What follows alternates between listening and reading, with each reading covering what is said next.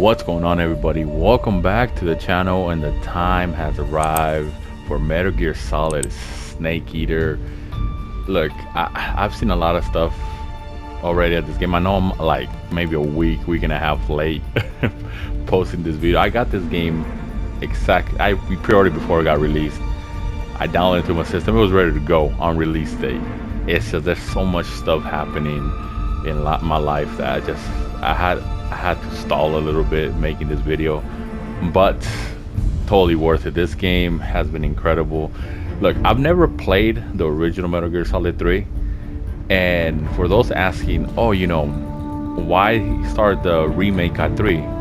In chronological order, Metal Gear Solid 3 Snake Eater is the very first in that lineup. So I'm seeing a pattern here. Konami, they're gonna start doing the Metal Gear franchise justice by making remakes and stuff. The very first Metal Gear that I played was Metal Gear Solid 2, and they have an Easter egg for that one. As you can see, I already started a little bit, and I tried it to see how it was. I left it on easy mode because these games are really difficult. At least I remember Metal Gear Solid 2 being hard. So I'm like, you know what, an easy mode is still kind of easy, so I'm gonna go back to normal on this one. But I wanted to show you this. It tells you a question of, you're playing Metal Gear. This is the first Metal Gear you played. You like the Metal Gear Solid 1. I went with the second one.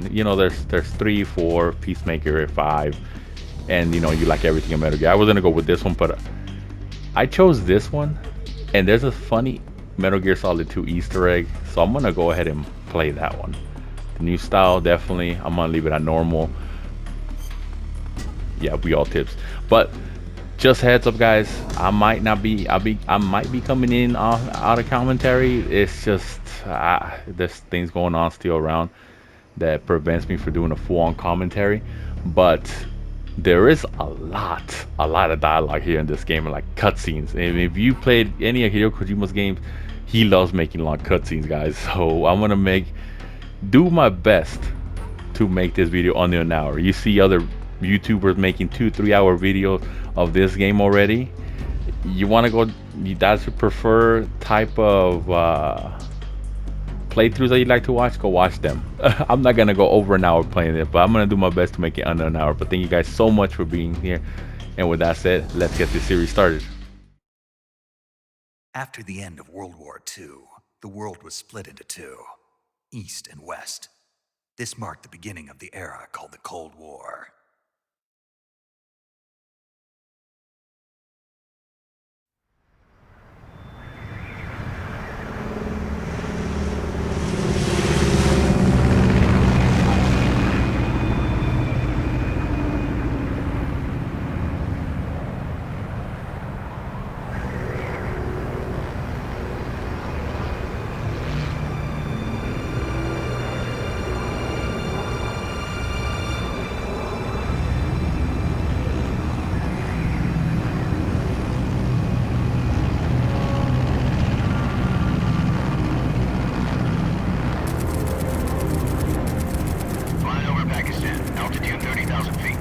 Approaching Soviet airspace. 20 minutes to drop off. Commencing internal depressurization. Equipment check. Arm main parachute. All right. You ready to go? Drop zone still showing a high pressure mass. Cav okay. Good. We've got high visibility.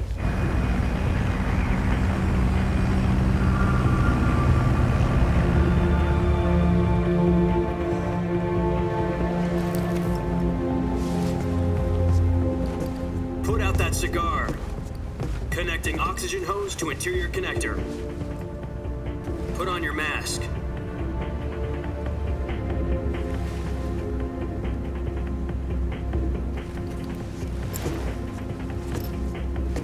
Does this panty waste know what he's doing? Approaching release point. 10 minutes to drop off. Hey, are you deaf? He said put out the cigar and put on your mask.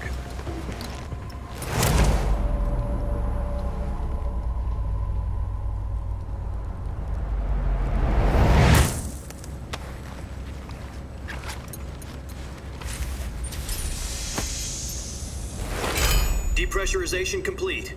Checking oxygen supply. 6 minutes to drop off. Opening rear hatch.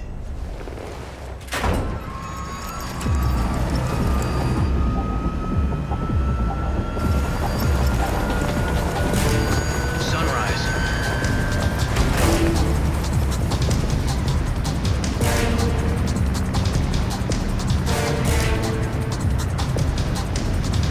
External temperature minus 46 degrees Celsius. 2 minutes to drop off. Stand up. You'll be falling at 130 miles per hour. Try not to get frostbite from the wind chill. 1 minute to drop off. Move to the rear. Activate the alarm bottle. This is one for the history books. The world's first Halo jump. 10 seconds to drop off. Stand by. Status okay. All green. Prepare for drop-off. Countdown. 5, 4, 3, 2, 1. Spread your wings And fly. God be with you.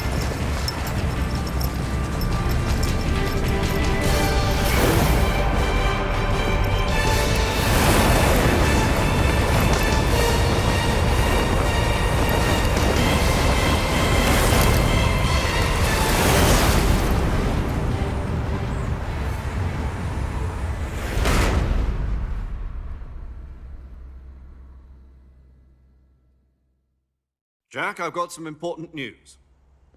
The head of the CIA has finally given us the green light for the virtuous mission. Virtual mission? No, the virtuous mission. The future of our Fox unit depends on it. If it succeeds, we'll be officially organized into a unit. Virtuous mission? Sounds like some kind of initiation ritual. You know, don't get cocky. This isn't a training op. Right. So what exactly is this wonderful mission? Well, about 2 years ago, a certain Soviet scientist requested asylum in the West through one of our moles. His name is Nikolai Stepanovich Sokolov. He's head of the OKB-754 Design Bureau, one of the Soviets' top-secret weapon research facilities, and the East's foremost expert on weapons development. Sokolov? Isn't he that famous rocket scientist? The very same. On April the 12th, 1961, the Soviets achieved the first manned spaceflight in history. The Earth was blue, but there was no God. Well spoken. The rocket that carried Yuri Gagarin into orbit was the A-1, known as the Vostok rocket. Sokolov is said to be the man most responsible for the multi-engine cluster used in that rocket. After Gagarin's flight, Sokolov left rocket development to become the head of the newly established Design Bureau. From a lowly technician to head of a design bureau, that's quite a success story, so why'd he want to defect? It seems he'd become afraid of his own creations. Afraid? Call it a crisis of conscience. And for that, he left his country and his family behind and went over the fence? Not exactly. One of his conditions was that his family was also to be taken safely to the West. We used a mole to get the family out first and succeeded in sneaking Sokolov over the Berlin Wall shortly afterwards. I was the one who conducted the operation. The security on the eastern side was still full of holes back then. Then what? We got Sokolov over in one piece, but the whole ordeal had left him exhausted, and we checked him into a hospital in West Berlin. It took him 2 weeks and more than 600 miles to get from the research facility in the Soviet Union to Berlin. He was in no condition to say anything coherent. And it was only a week later that we had something much bigger on our hands. The Cuban Missile Crisis. October the 16th, 1962, President Kennedy received word that the Soviets were in the process of deploying intermediate-range ballistic missiles in Cuba. The President demanded that the Soviets dismantle and remove the missiles. At the same time, he announced a naval blockade to prevent further missile shipments from reaching Cuba. But the Soviets didn't back down, instead placing their armed forces on secondary alert. Soviet transport ships carrying missiles continued on course towards Cuba.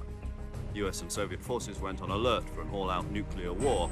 Frantic negotiations were conducted through the UN's Emergency Security Council and unofficial channels to end the hair-trigger standoff. Finally, on October the 28th, the Soviet Union agreed to remove its missiles from Cuba, and so the world avoided a nuclear holocaust. But in order to get the Soviets to pull their missiles out, we had to make a deal. You mean the one where the US agreed to remove its IRBMs from Turkey? No. The Jupiter IRBMs deployed in Turkey were obsolete, and we were going to get rid of them anyway. They had no strategic value whatsoever to either the US or the Russians. The Turkey deal was a ruse, a cover story that was fed to the other intelligence agencies around the world. So what did the Russians really want? Sokolov. They wanted us to return Sokolov. You mean the Soviets pulled out of Cuba just to get their hands on Sokolov? That's right. What the hell was he working on? At the time, we had no idea. We were running out of time. It was either give up Sokolov or risk full-scale nuclear war. In the end, we had no choice. President Kennedy gave in to Khrushchev's demand. The next day, I got Sokolov out of the hospital, handing him over to agents on the eastern side. Sokolov kept on screaming, "Save me," until he disappeared from my sight. Then, a month ago, we received some new information from one of our moles. About Sokolov? Yes. He was taken back to the research facility and forced to continue working on the weapon in question under KGB supervision. What's more, it's on the verge of completion. So what kind of weapon is it? Something to do with space rockets? No, missiles. Same technology. I guess you're right. We don't know the details, but it appears to be a new kind of nuclear device. For half a year now, the Soviets have been conducting frequent nuclear tests at Semipalatinsk. Something to do with the weapon, I assume. We're talking about a secret weapon so big that Khrushchev was ready to pull out of Cuba to get it back. Is Sokolov still in the facility? No. According to our intelligence, he's in Selinoyarsk, a place in the mountains about 3 miles to the west that's known as the Virgin Cliffs. The Virgin Cliffs. Nice name for a virtuous mission. They moved him there just recently. Why? Apparently, they're conducting a field test of the weapon, but it's our best chance to get him back. This mission would never have been possible if he was still in the research facility. This is our last chance. Sokolov must have known that too when he contacted us.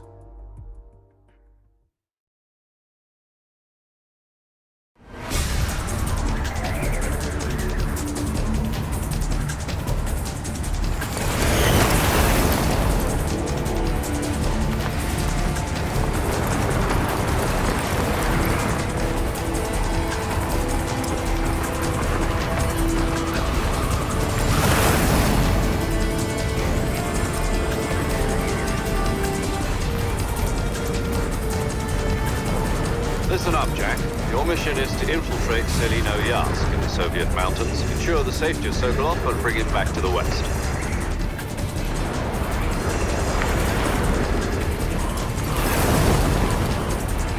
If we don't get Sokolov back before that weapon is complete, we'll be facing a major crisis. The clock is ticking.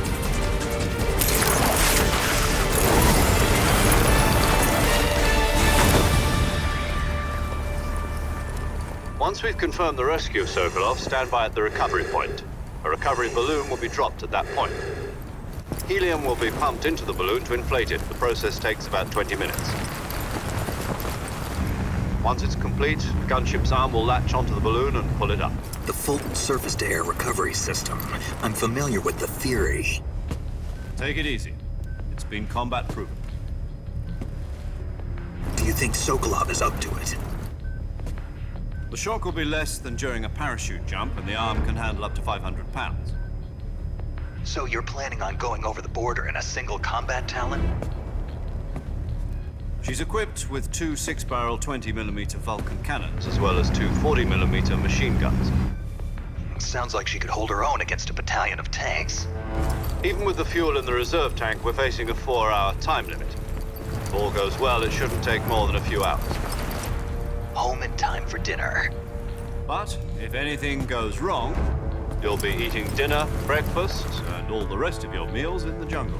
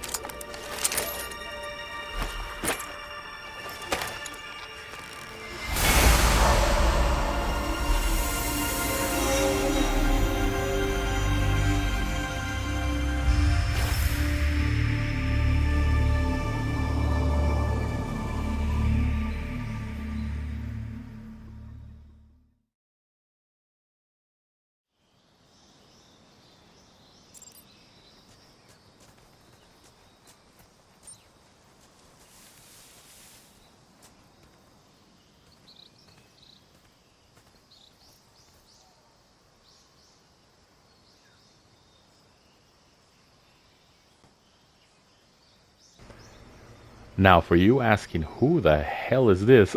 This is the Metal Gear Solid 2 Easter egg that I was talking to you about. Metal Gear Solid 2, Snake got heavily advertised. Everybody's like, heck yeah, we get to play Snake. And you get to play with him a small little section, and then you take fully control of this character named Raiden. And if you play Metal Gear 2, I think it's called Snake Eater. I may be wrong. No, it's not Snake Eater. This is Snake Eater. Oh, I can't believe I forgot the name of it. But yeah, people were mad that they had to play as Raiden for the rest of the game. So this Easter egg was pretty cool.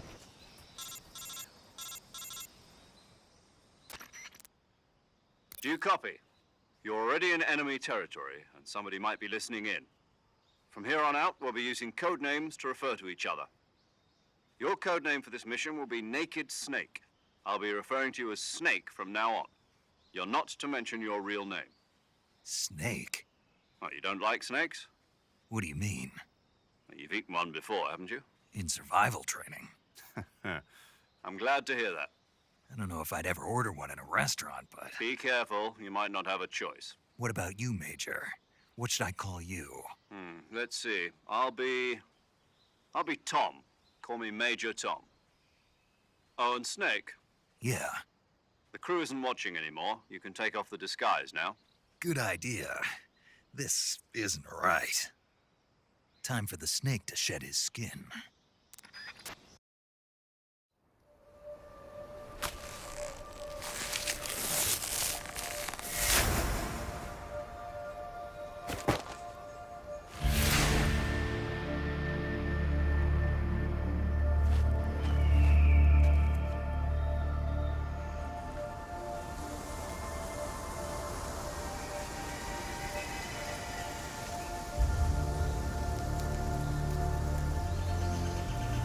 And that, ladies and gentlemen, is the real Snake. Oh, it was so good. I love that they did that. This game looks so freaking good too.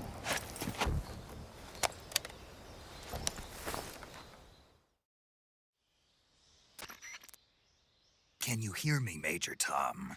This is Snake. Kept you waiting, huh? This will be a sneaking mission. You must not be seen by the enemy. You must leave no trace of your presence. Is that clear? This kind of infiltration is the Fox unit's speciality. In other words, weapons and equipment are procured on site. That goes for food as well. You're completely naked, just as your name implies. Great. Now I see why you asked me if I like snakes. I suppose calling me Snake was your idea of a joke, too. No, there's a good reason for that. I'll tell you later when the time is right. Gotcha. Getting back to the subject, how exactly am I supposed to feed myself? You've been issued a knife and a tranquilizer gun. Use them to hunt for food. You'll also find some medical supplies in your backpack. Yeah, about the backpack. I lost it in a tree on the way down. I see. Well, you'd better go back and get it then. You know where it is? No problem. I can see it from here. It's stuck on a branch. To climb a tree, stand in front of a tree that's covered in ivy and press the action button. I'll be monitoring your progress over the radio. We can't risk violating Soviet airspace, but I'll be in the gunship. My frequency is 140.85. I'll give you a call if I need to talk to you. If you need to talk to me, use the send function. Okay, Snake, go get your backpack.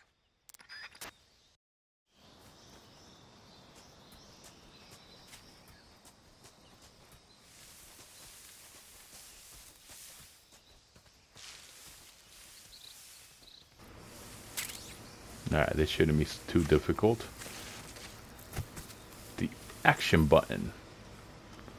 Yeah, this game looks freaking incredible. A lot of people say if you could just kind of port a game, an old game, just better graphics, why charge people $70? Like for me personally, this is the first time I ever played this game, and to be able to play it in this condition, and being the fact that I'm a huge Metal Gear Solid fan, and if this game sets up a possibility of playing Metal Gear Solid 2 in this type of era, like this type of graphics and engine, I'm all for it. Yeah, he's gonna call the commander once again. We're gonna get a lot of these calls here at the beginning, guys. So just strap on, or strap in. I see you've retrieved your backpack, Snake. To equip a weapon, it's necessary to take it out of your backpack. In the survival viewer, choose Weapon from the backpack.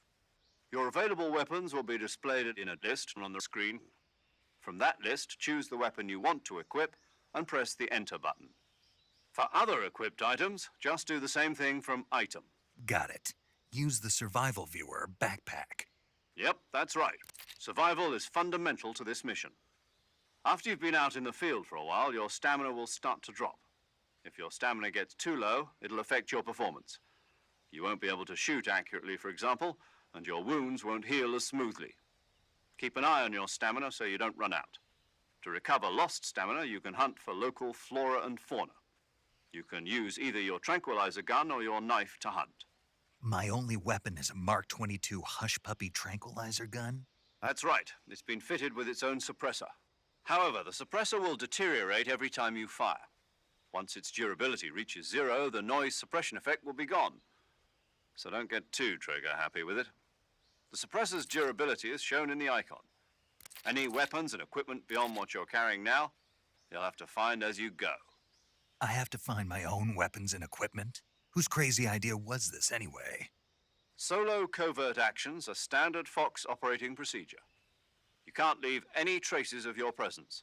No weapons, equipment, footprints, sweat, or bodily wastes. The same goes for bullets and cartridges, too.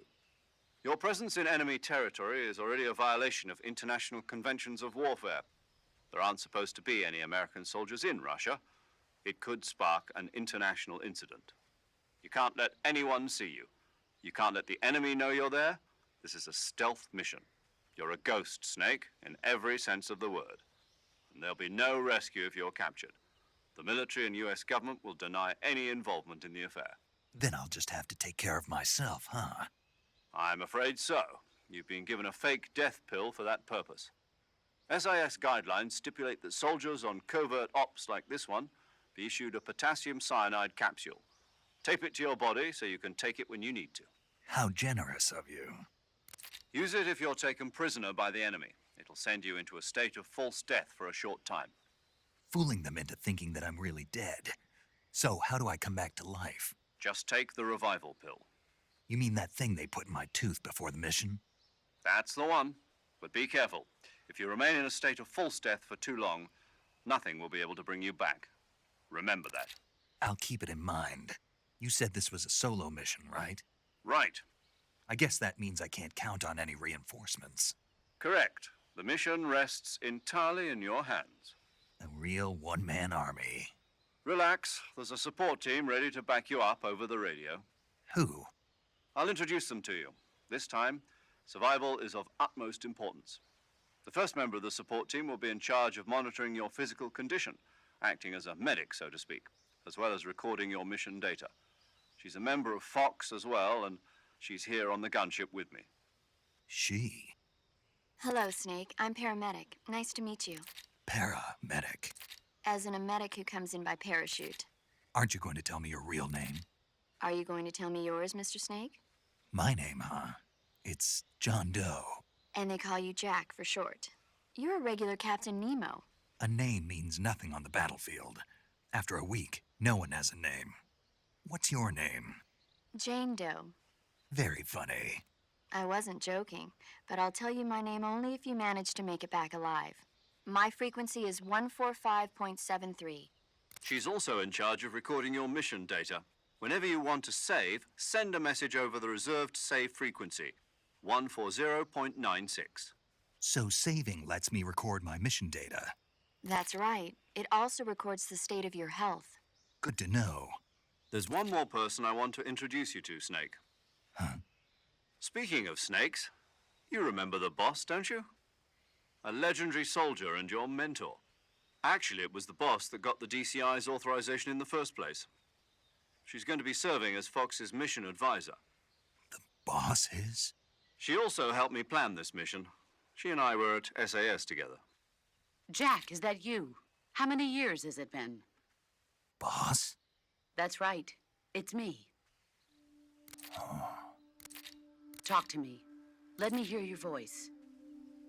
It's been 5 years, 72 days, and 18 hours.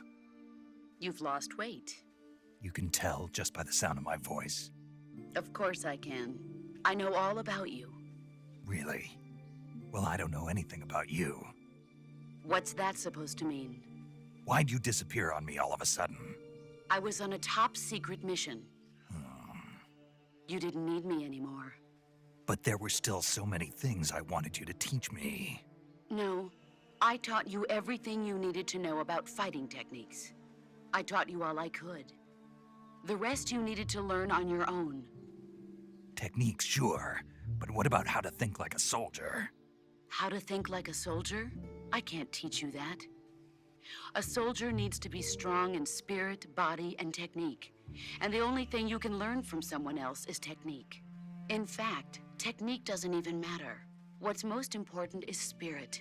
Spirit and body are like two sides of a single coin. They're the same thing.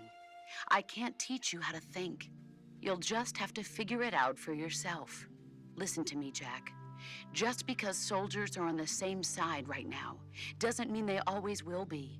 Having personal feelings about your comrades is one of the worst sins you can commit. Politics determine who you face on the battlefield. And politics are a living thing. They change along with the times. Yesterday's good might be tomorrow's evil. Is that why you abandoned me? No, it had nothing to do with you. I already told you, Jack. I was on a top secret mission. A soldier has to follow whatever orders he's given. It's not his place to question why. But you're looking for a reason to fight. You're a natural-born fighter, but you're not quite a soldier. A soldier is a political tool, nothing more. That's doubly true if he's a career soldier. Right and wrong have no place in his mission. He has no enemies and no friends. Only the mission. You follow the orders you're given. That's what being a soldier is. I do whatever I have to get the job done. I don't think about politics. That's not the same thing. Sooner or later, your conscience is going to bother you. In the end, you have to choose whether you're going to live as a soldier or just another man with a gun. There's a saying in the Orient, loyalty to the end. Do you know what it means? Being patriotic. It means devoting yourself to your country. I follow the president and the top brass. I'm ready to die for them if necessary. The president and the top brass won't be there forever. Once their terms are up, others will take their place. I follow the will of the leader, no matter who's in charge. People aren't the ones who dictate the missions. Then who does? The times. People's values change over time, and so do the leaders of a country. So there's no such thing as an enemy in absolute terms. The enemies we fight are only enemies in relative terms, constantly changing with the times. As long as we have loyalty to the end, there's no point in believing in anything, even in those we love. And that's the way a soldier's supposed to think?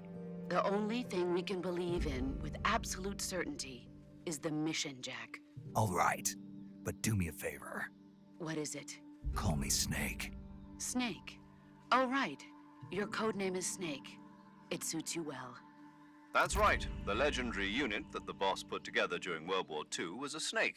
The Cobra unit, a group of heroes that brought the war to an end and saved the world. As long as you've got a legendary hero backing you up, you'll be fine. Isn't that right, Snake? Yeah, I can't think of anyone else I'd rather have with me. Oh, and one more thing, boss. Yes? It's good to hear your voice again. Same here. After all, who knows if either of us will make it out alive? Snake, you are always best at urban warfare and infiltrating buildings. But this is the jungle. Survival is going to be key. Those CQC techniques I taught you are sure to come in handy. CQC? Close quarters combat, huh? I've been in the Green Berets for the past few years. I'm probably pretty rusty.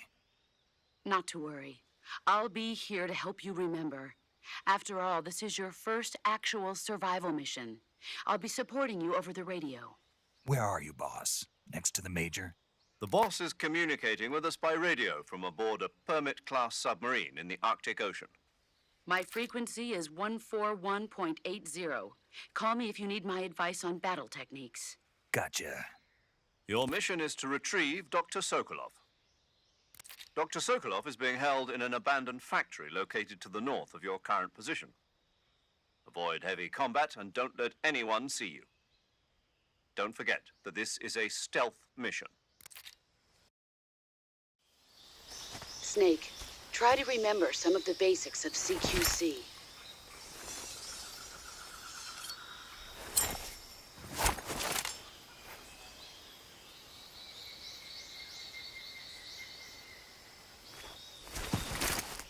Commencing virtuous mission now.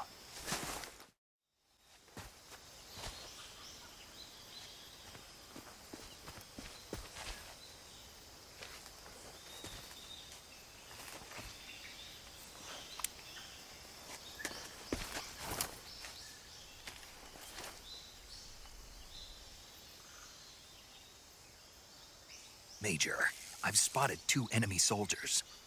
They're probably KGB troops sent to guard Sokolov. AK-47s and grenades.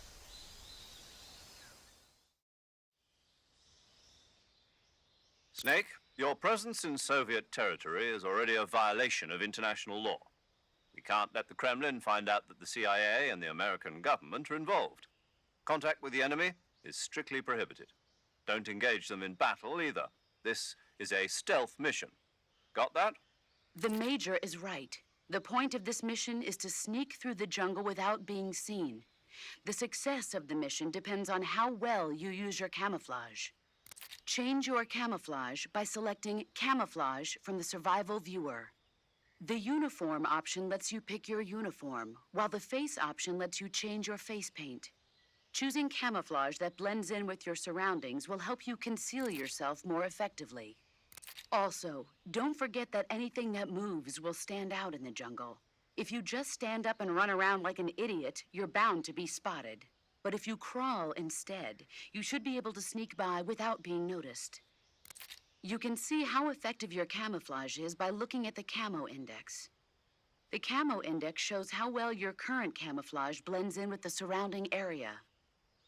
The higher the value, the harder you are to spot, and vice versa. The key is to make yourself one with nature.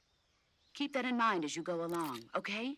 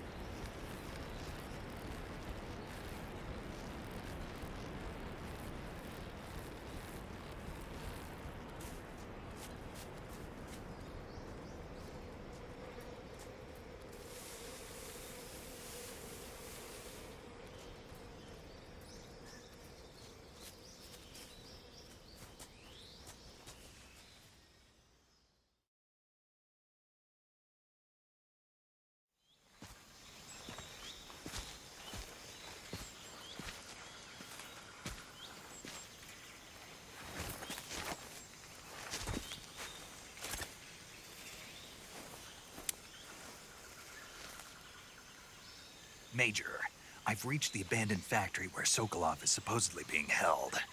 This place is a dump.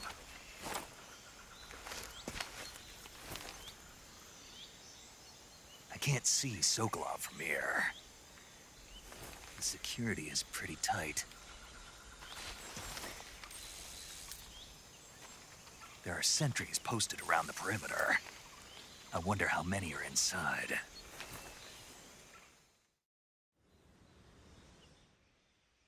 Your objective, Sokolov, is inside the factory. They should be holding him in a room in the northeast section. Northeast section. Got it. Be careful. Your mission is to bring Sokolov back alive. He must not be exposed to any kind of danger. Do not approach Sokolov while in the alert phase. Right. Oh, and one more thing, Snake. You mean there's more? No, it's just that when you get to Sokolov, I want you to tell him something from me. And that is? Sorry for being so late. Is that all? Yes. Understood. Beginning my approach to the target.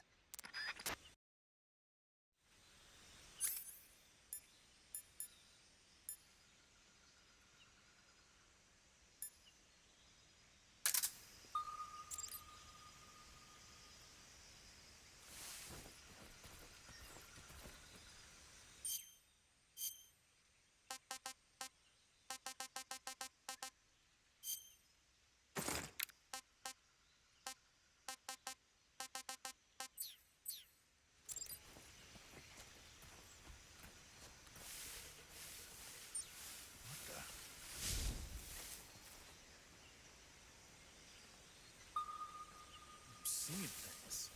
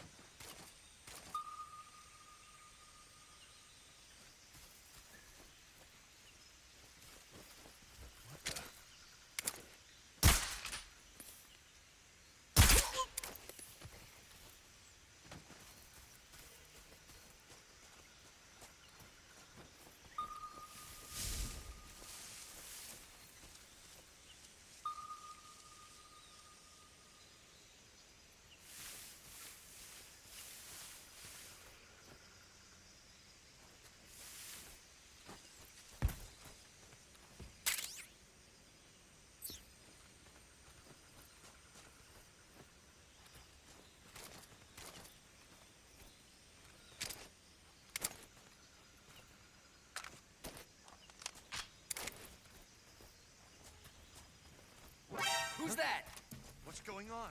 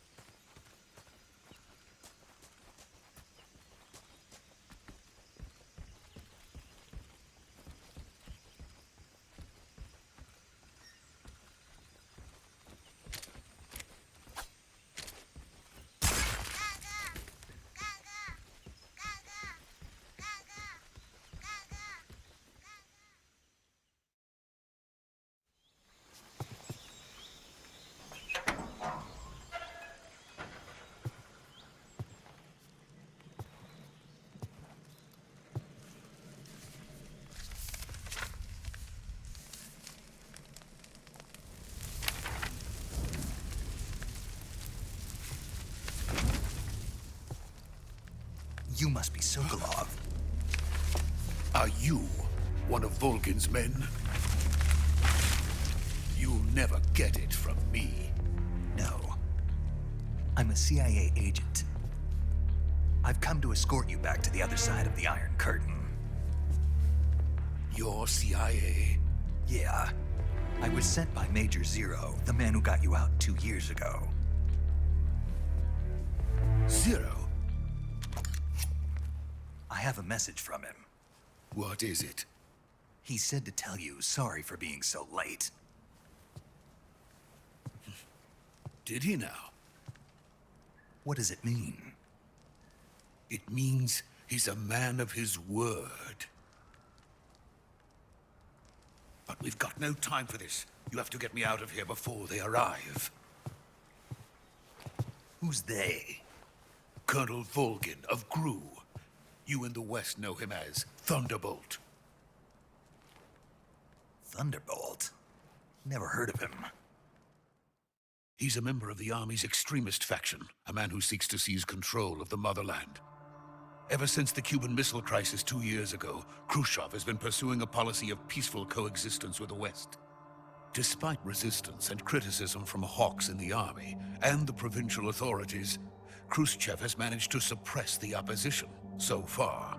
But the failure of his agricultural policies has put him in a precarious position. And on top of that, the tragedy last November. President Kennedy's assassination. Precisely. In a sense, Khrushchev has lost his biggest partner, and his power base is rapidly crumbling away. A certain group is plotting to use this opportunity to seize power by rallying the anti-government forces, overthrowing Khrushchev, and installing Brezhnev and Kosygin in his place. The mastermind behind this plot is Colonel Volgin of the GRU. He has control over another secret weapons research facility much like this one, OKB-812, known as the Granin Design Bureau, and is using it to further his plans. But that is not enough to satisfy him. Now he's plotting to seize the secret weapon I have been developing here and use it as leverage in his bid for power.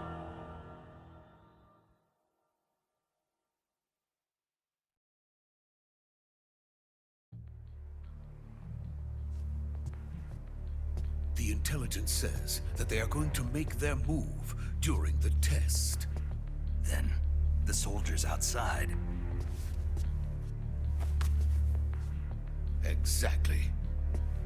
They wouldn't need that many men just to keep me inside.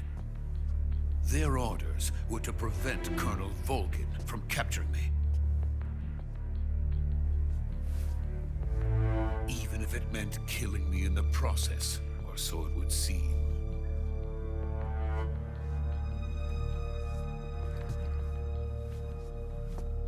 Volgin will come.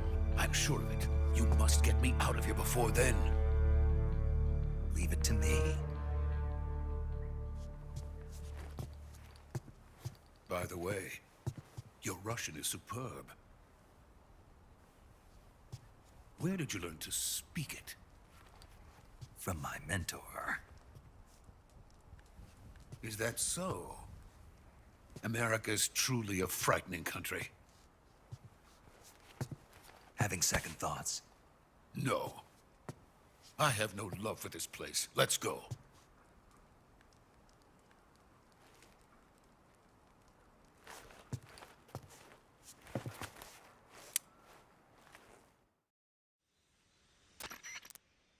Major, this is Snake. Sokolov is safe with me. He's doing fine. No injuries. Good work, Snake. Now hurry up and get Sokolov to the recovery point. We'll rendezvous with you there. Roger. What about the sentries? I managed to get past them. I see. What about the boss? We lost contact with the boss some time ago. What happened? It's probably just a weak signal. Just hurry and get Sokolov out of there.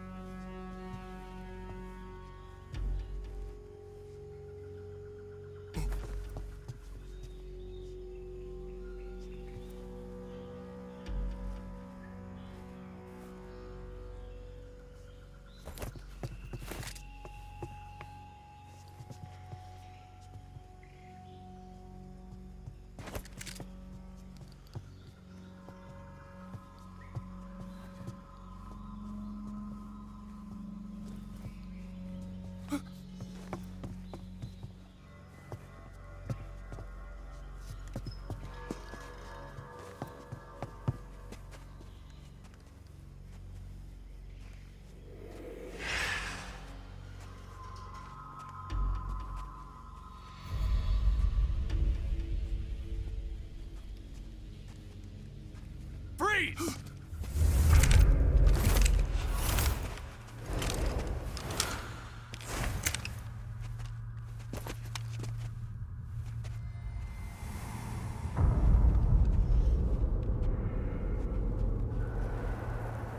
So this is the legendary boss. Huh?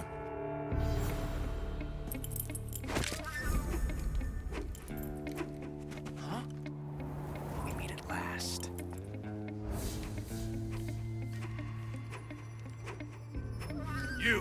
You're from the Ocelot unit of Spetsnaz. What's a crew soldier doing here? Soldier?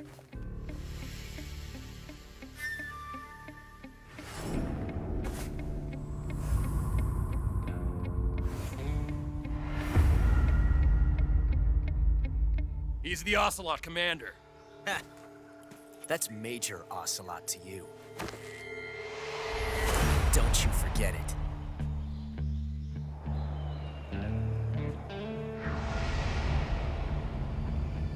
Sokolov is ours. Now get out of here. And Ocelot never lets his prey escape. What?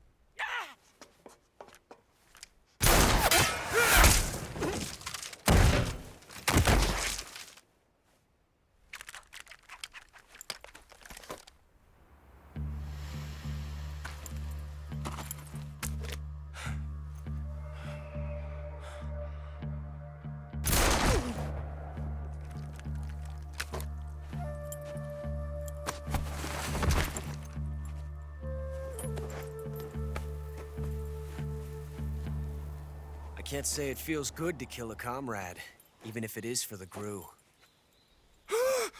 Sokolov, take cover. Huh.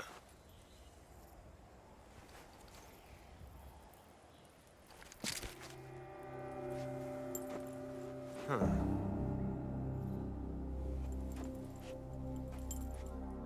You're not the boss, are you?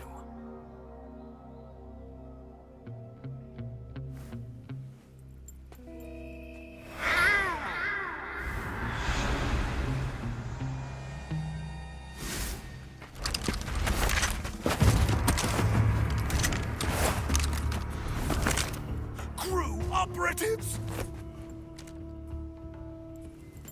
What is that stance? Huh. That gun.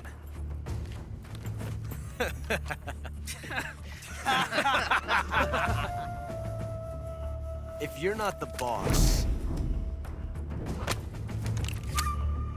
then die.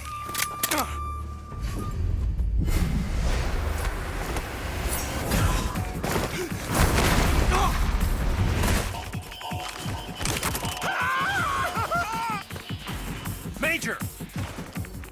Leave it! Shoot the other one!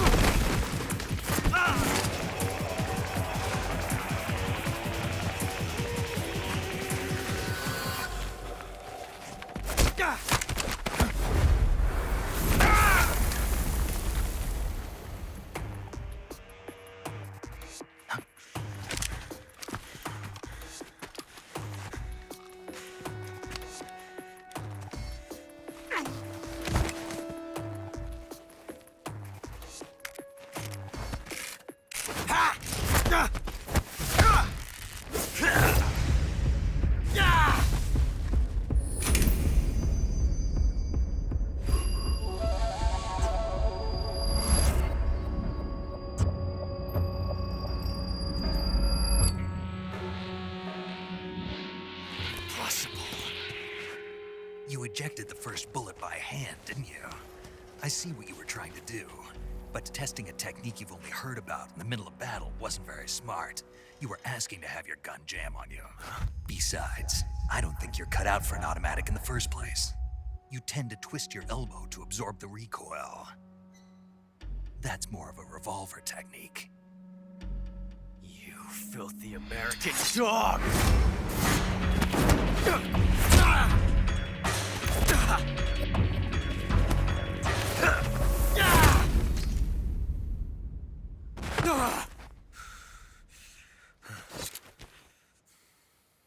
But that was some fancy shooting.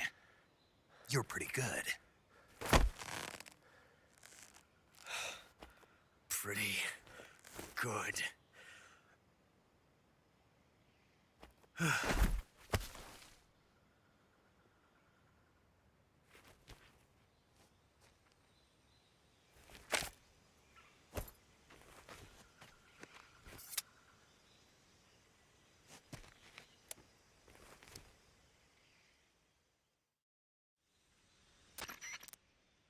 Major, do you read me?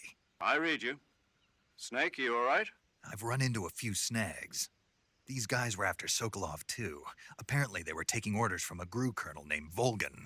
A GRU colonel? Part of an internal Soviet power struggle, according to Sokolov. Something between the KGB and GRU. Between Khrushchev's supporters and Volgan's. Sokolov was being guarded by the KGB and hunted by GRU? Snake, it sounds like this could be even hotter than Cuba. I don't like it. Something about the whole thing stinks. I agree. You'd better hurry. Sokolov ran off by himself, but I'll catch up to him. We're counting on you. All right, our first look, the first encounter with Ocelot here in the Metal Gear franchise. Look at his stance. I can't get over that. But so I'm gonna stop it, guys. I try to not make this video too lengthy. It's almost, it says over here it's over an hour, so I'm gonna have to cut. And then I don't want to make it over an hour, guys. But this is the first episode of Metal Gear Snake Eater. I'm gonna try my best to make this a series. We're still working on finishing Mafia, the old country, so don't you worry about that if you're wondering where it is. But thank you guys so much for being here. Hope you guys enjoyed the first episode. Like always, love ya. And you know I'll be back with more Metal Gear Snake Eater.